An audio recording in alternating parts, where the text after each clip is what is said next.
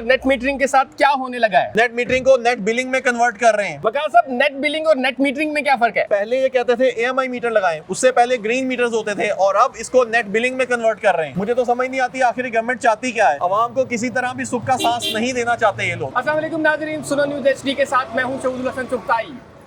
ये है AMI green metre, जिसको सोलर सारिफीन बड़े फख्र से अपने घरों के बाहर लगाया करते थे। इस ग्रीन मीटर को अब इसी पर बिजलियां गिरा दी गई हैं। गवर्नमेंट ऑफ पाकिस्तान की जानिब से एक नोटिफिकेशन आ गया है कि ये जो AMI ग्रीन मीटर्स हैं, इनका कोई नई पॉलिसी आ चुकी है।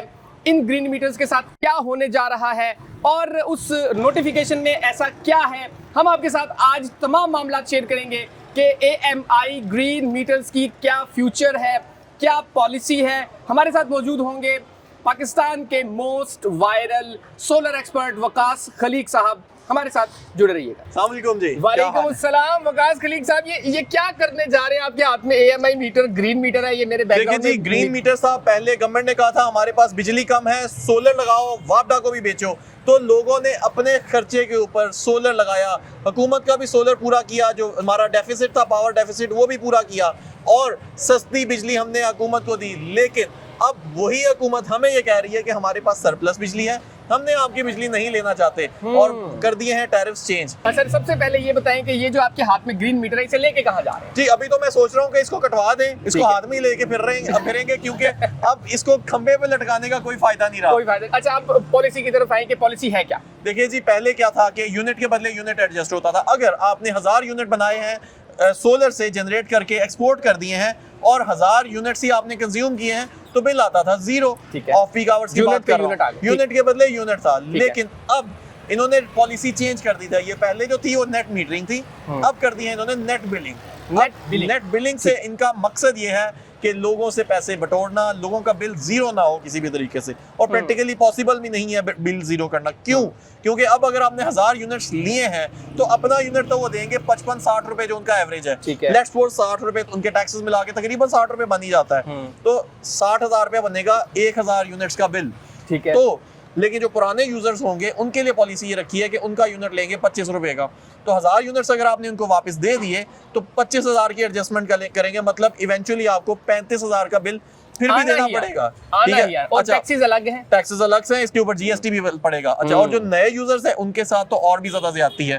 उनको 11 रुपए का यूनिट एडजस्ट करेंगे, मतलब उनको 60,000 का बिल दे देंगे, और 1000 यूनिट्स जो उससे एक्सपोर्ट किए होंगे उसको मल्टीप्लाई करेंगे 11 से, तो 11,000 रुपए का इम्पैक्ट आएगा सिर्फ उनके बिल में। जो रिडक्शन का इम्पैक्ट आएगा, मतलब 49,000 उन्होंने पे 49,000 फिर भी देना है। तो सोलर लगा के भी बेचारे लोगों को बिल देना पड़ेगा। वो आवाम जो थोड़ा सा अपने बिल में रिलीफ ले रही थी, बिजली बचा के, उन्हीं पैसों से अपने घरों पे लगा रहे थे, उन्हीं पे लोन लेके लोगों ने अपनी कंपनी से लोन लिया, बैंकों से लोन लिया, किसी भी तरीके से चीज़ें बेची, उन्होंने अपने इतने महंगे सोलर सिस्टम लगाए हैं। अब वो आवाम बेचारी सुख का सांस नहीं ले सकती। अच्छा वकास खलीक साहब, मैं एक रिपोर्ट पढ़ रहा था, द नेशंस के मुताबिक जो नेपरा ने ऑफिशियल फिगर्स दिए हैं, ग्रीन मीटर्स या AMI मीटर्स 2025 में 3.5 लाख पाकिस्तान भर में लगाए गए, छोटे या बड़े। ओवरऑल की बात करूं, ये एक रिपोर्ट है जो कि गलत भी हो सकती है, लेकिन एक फिगर्स आ गए।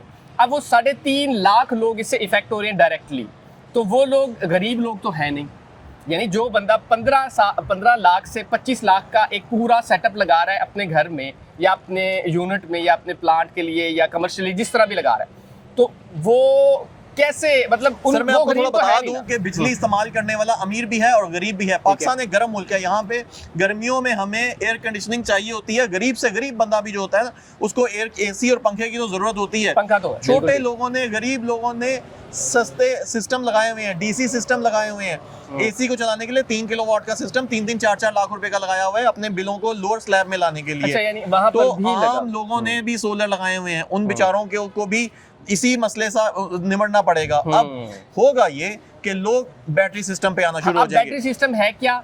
जिसके घर 6 किलोवाट या 3 किलोवाट, एक छोटा यूजर है 3, तो वफाकी वजीर साहब का प्लान ये था कि शायद इस तरह करने से लोग ग्रिड फीडिंग कम कर देंगे, लेकिन इससे सेल्फ कंजम्पशन बढ़ जाएगी। लोग क्या करेंगे, गवर्नमेंट को बिजली बेचने की बजाय लोग सेल्फ कंजम्पशन करेंगे, अपनी लिथियम आयन बैटरीज के अंदर बिजली सेव करेंगे, तो ग्रिड से जो थोड़ी बहुत बिजली ले रहे थे वो भी लोग लेना बंद कर देंगे। इवेंचुअली आप अपने पास लिथियम आयन बैटरीज बहुत सस्ती हो चुकी हुई हैं, हाइब्रिड इन्वर्टर सस्ते हो चुके हैं, अच्छे भी हो चुके हैं, रिलायबल हैं, तो आप लोग क्या कर रहे हैं, बिजली अपनी बैटरी में सेव करते हैं, ग्रिड को नहीं देंगे, शाम के टाइम भी वही बिजली इस्तेमाल करेंगे और बड़े बैटरी बैंक्स लगाकर पूरी रात भी बिजली को सेव कर सकते हैं। खर्चे की तरफ आए कि मिनिमम कितना खर्चा चाहिए, आपकी जेब में कितने पैसे होने चाहिए कि आप 12 घंटे, क्योंकि रात 12 घंटे की है, कैसे लोड बर्दाश्त करके आपका घर भी चलता रहे और निजाम। एवरेज हाउस होल्ड जिसके घर पे सिर्फ कम से कम एक एयर कंडीशनर होगा, एक लाइटें पंखे चंद एक होंगी और एक फ्रिज होगा, तो उसको तो तकरीबन एक 3 किलोवाट का लोड बेयरिंग कैपेसिटी तो उसकी तकरीबन 3 से 4 किलोवाट की होती थी। ठीक है। लेकिन उसको बैटरी बैंक कम से कम भी उसको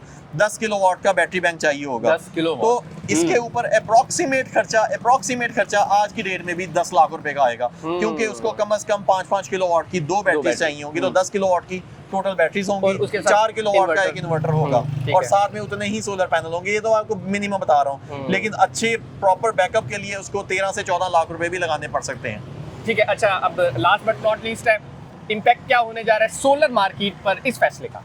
देखिए, सोलर मार्केट के ऊपर इम्पैक्ट ये होगा कि जो लोग सोलर लगाने का प्लान कर रहे थे वो ऑलरेडी डरे हुए थे, अब मजीद डर जाएंगे, क्योंकि गवर्नमेंट की तरफ से इनको ये लग रहा है कि गवर्नमेंट इंकरेज नहीं कर रही। पूरी दुनिया में लोग ग्रीन मीटरिंग, ग्रीन एनर्जी की तरफ उसको प्रमोट कर रहे हैं।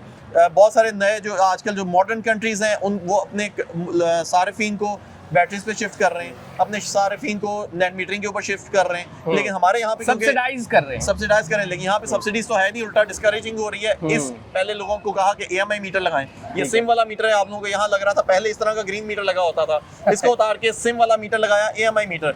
अब उस EMI मीटर के ऊपर भी बिलिंग का साइकिल चेंज कर दिया, तो आए रोज कोई ना कोई मसले मसाइल हैं। तो जो लोग सोलर लगाने का प्लान कर रहे थे वो डिस्करेज होंगे, लेकिन जो लोग जिनके पास ऑलरेडी लगा हुआ है, जो लोग कर रहे हैं, वो शायद हाइब्रिड सिस्टम की तरफ शिफ्ट हों, तो सोलर वालों को थोड़ा बहुत बैटरी सिस्टम या हाइब्रिड सिस्टम तो उनका बिकेगा, लेकिन ऑन ग्रिड सिस्टम बिल्कुल नहीं बिकेगा। अब बैकलैश आएगा इंडस्ट्री में या नहीं आएगा? जी बिल्कुल, एक ग्रोइंग इंडस्ट्री थी, लोगों को इससे बहुत ज़्यादा रोजगार मिल रहा था, लोगों को बड़े बेनिफिट्स थे, लेकिन ऑब्वियसली बैकलैश आएगा। हमारी यहाँ पे गवर्नमेंट पॉलिसीज जो है वो लॉन्ग टर्म नहीं सोचती, हमारी गवर्नमेंट शॉर्ट टर्म सोचती है, और इस पूरी प्लानिंग में कहीं पे भी सोलर एसोसिएशन या सोलर के स्टेक होल्डर्स को ऑन बोर्ड नहीं लिया गया। इनकी राय को किसी भी स्टेज के ऊपर मनुज़े खातिर नहीं रखा गया। ये सारा का सारा डिसीजन इनका सोल पावर डिवीजन का और नेपरा का अपना डिसीजन था। उन्होंने आखिरी दिन एक पब्लिक हियरिंग की है, जिसके अब कोई भी एक पॉइंट उन्होंने अपनी इस नोटिफिकेशन के अंदर नहीं शामिल किया।